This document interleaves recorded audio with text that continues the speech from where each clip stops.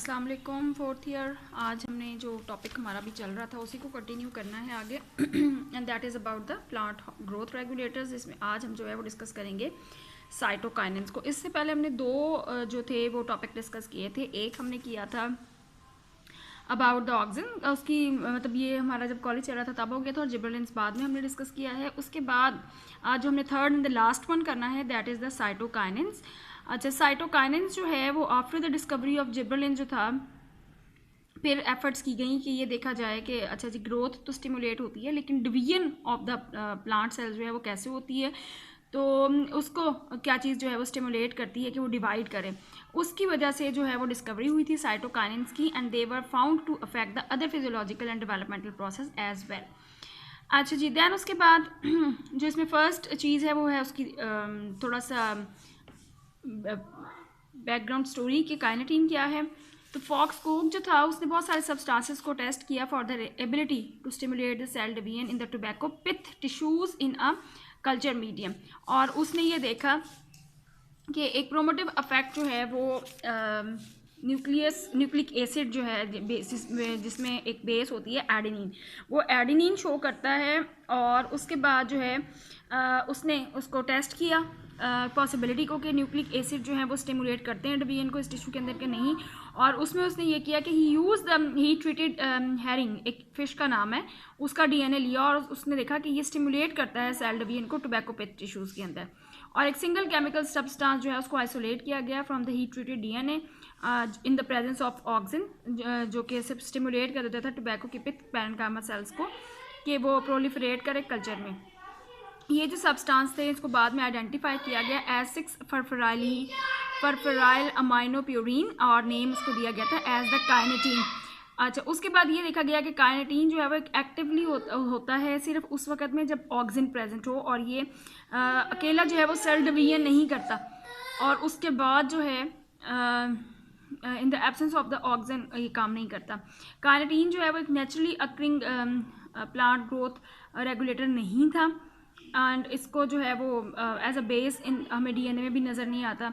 So it is a by product of the heat induced degradation of the DNA in which deoxyribose sugar of adenosine is converted to a furfuryl ring and shifted from the 9 to the 6 position in the adenine ring.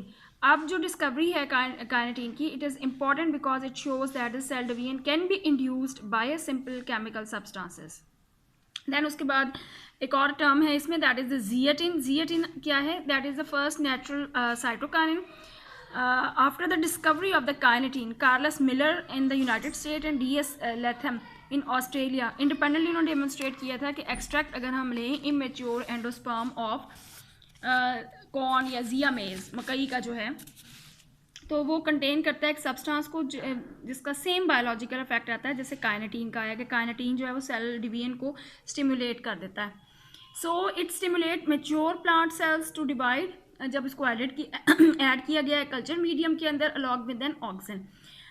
Latham, it is the name of the scientist, उसने भी isolate किया था एक substance को जो responsible था for the mitotic activity and identify it as the 6,4-हाइड्रोक्सी 3-मिथाइल-ब्यूटा-ट्रांस-2-इनाइल अमाइनो। आप बेशक ना लिखें इसकी केमिकल कंपोजिशन, प्योरीन को, जिसको जियाटिन का नाम दिया गया। और इसका स्ट्रक्चर जो था, और इसको जियाटिन का नाम क्योंकि ये जिया मेज से जो है एक्सट्रैक्ट बनाया गया था इसलिए दिया गया था, और इसका स्ट्रक्चर जो था वो सिमिलर था टू दैट ऑफ द काइनेटीन। और जियाटिन जो है ये नेचुरली अक्रिंग साइटोकाइनेंस में से डिस्कवर किया गया था फर्स्ट, और उसके बाद बहुत सारे प्लांट्स में ये डिस्कवर हुआ। सिंस देन जो दूसरे साइटोकाइनेंस थे जो एडेनिन लाइक स्ट्रक्चर था similar to the kinetin and zeatin, they have been identified in numerous parts of the seed plants. None of these cytokinin is present in the DNA. Some occur in the tRNA and sometimes in the RNA molecules of the seed plants. Yeast and bacteria के अंदर भी जो हैं ये नज़र आते हैं।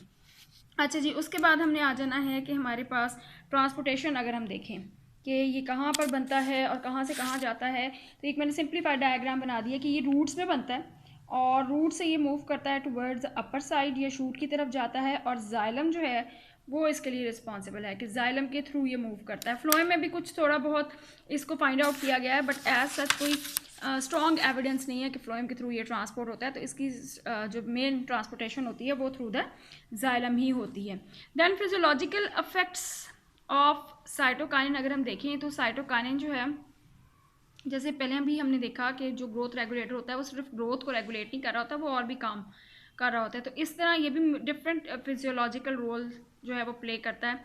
एक तो है रेगुलेशन ऑफ सेल साइकिल, कि सेल साइकिल जो होता है वो करेक्टराइज्ड होता है डीएनए की रेप्लिकेशन से और माइटोसिस हो रही होती है। तो यहाँ पर एक साइटोकाइनिन जो है ऑक्सिन के साथ मिलकर रेगुलेट करता है सेल साइकिल को, और ऑक्सिन जो है वो उन इवेंट्स को जो कि डीएनए की सिंथेसिस के लिए चाहिए होते हैं, जब जो है वो डीएनए सिंथेसिस हो रहा होता है, साइटोकाइनिन जो है वो रेगुलेट करता है उन इवेंट्स को जिनकी वजह से माइटोसिस ने होना होता है। अब इसमें जो एग्जांपल दी हुई है वो दी हुई है कि अगर आप कल्चर्ड टोबैको टिश्यू लेते हैं उसमें ऑक्सिन जो है वो इनिशिएट करता है डीएनए के सिंथेसिस को, लेकिन जो सेल्स हैं वो डिवाइड करते हैं सिर्फ तब जब वो प्रोवाइड होते हैं विद द साइटोकाइनिन। सिमिलरली अगर टिश्यू जो है उसको हम ट्रीट कर लें with the cytokinin, only cells with previously synthesized DNA will divide. अच्छा जी, जो सेकंड है इसका that is a regulation of morphogenesis.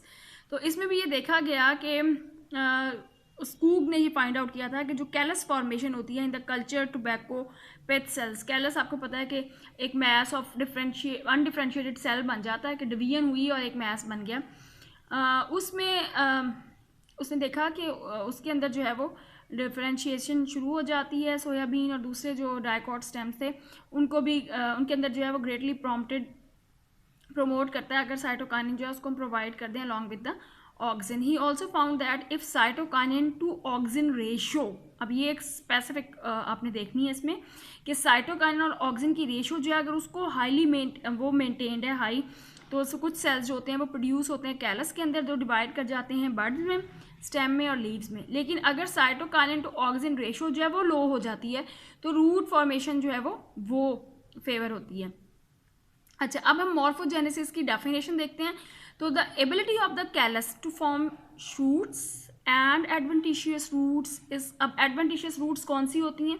वो रूट्स के जो सीड से जो रेडिकल निकलता है ना, तो आपने पढ़ा हुआ कि सीड है, सीड के अंदर से रेडिकल निकलेगा और रेडिकल से रूट बनेगी।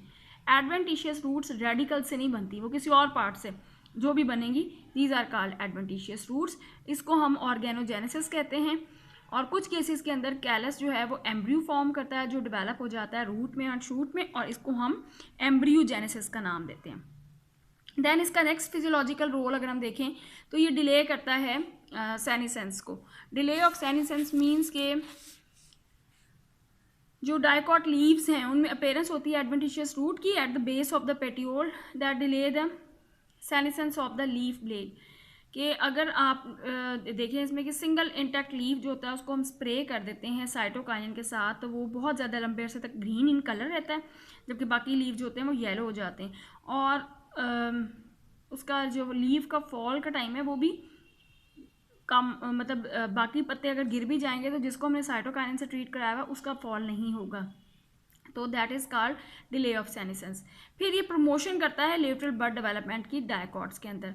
साइटोकाइनिन जो है वो ओवरकम करता है एपिकल डोमिनेंस को। एपिकल डोमिनेंस हमने पहले भी डिस्कस किया था कि अगर सिर्फ एपिक्स वाली जो बर्ड है, ये सबसे ऊपर वाला जो पार्ट है प्लांट का, वो ग्रो कर रहा है और वो लेटरल ब्रांचेस को ग्रो नहीं करने दे रहा, that is called apical dominance.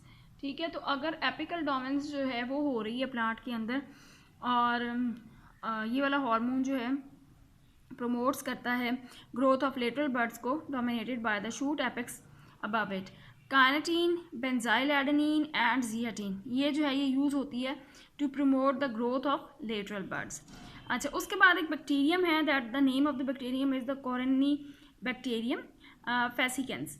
ये काज करता है डिजीज़ जिसे कहा जाता है fasciation in the chrysanthemum, garden peas and in the sweet peas, in which जो normal round stems होते हैं they become flat and numerous lateral buds develop into the branches forming a broom like, broom अब आप समझ लें कि झाड़ी नुमा, या आप कहते हैं जैसे झाड़ू होता है ना उस तरह की शक्ल का bundle of stems.